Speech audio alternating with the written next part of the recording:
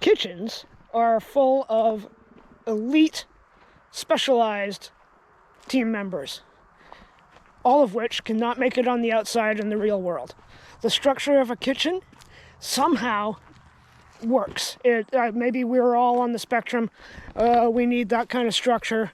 But hey, one of my favorites of all the characters I've worked with was the baker at the hotel restaurant kitchen. He was 10 years older than me. He wore one of these caps. I think it's one of these things where at a certain age you start wearing one of these caps. Well, he was the curmudgeon of all curmudgeons. My first day, the kid that was attempting to train me warned me about Dean. Dean was the guy that you stayed away from. Everybody seemed to be intimidated. And I couldn't figure out why. After a few weeks working side by side with this old guy, who was ancient at 58, I just thought, he had trouble putting up with the bullshit around him. I got that. I understand that. I'm much the same. It's frustrating when people... Well, I gotta watch my step. It is frustrating when people just don't work the way you want them to work.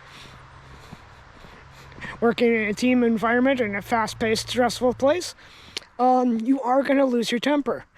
Now, Dean Baker, refined product that he was making, it's different than those of us making soups and stews and salad dressings. He was working with, measurements. He was defined in his productivity. And if you got in the way of that, if you even put a can of beans on the table in his station for 2 minutes, he would flip out. I get it.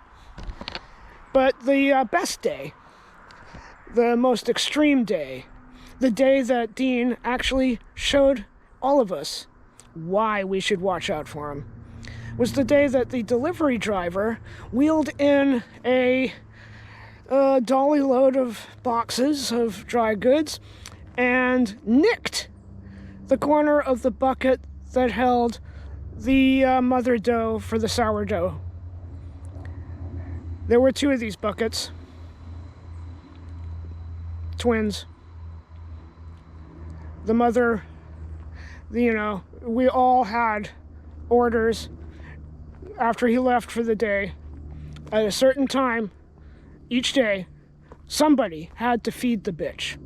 That's what we called it. You had to add a little bit more flour to the sourdough starter to keep it fermenting, keep it going. And this, now, it doesn't sound like much, but when this delivery driver tipped over bucket number 1 and sent bucket number 2 almost to collapse, Dean lost his mind.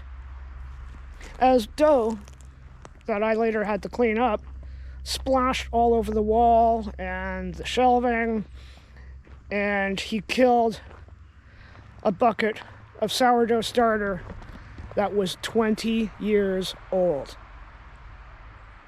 Original recipe. Kept going nonstop, day after day, week after week, month after month, year after year, mostly by Dean. It was his child. And this dum-dum murdered it. It took 3 cooks to get in between him and the driver. The driver dropped off his boxes and got the living hell out of there as fast as he could. Dishbit Diaries. Baker's Dozen. Till next time, guys, take care of each other, and I will see you later.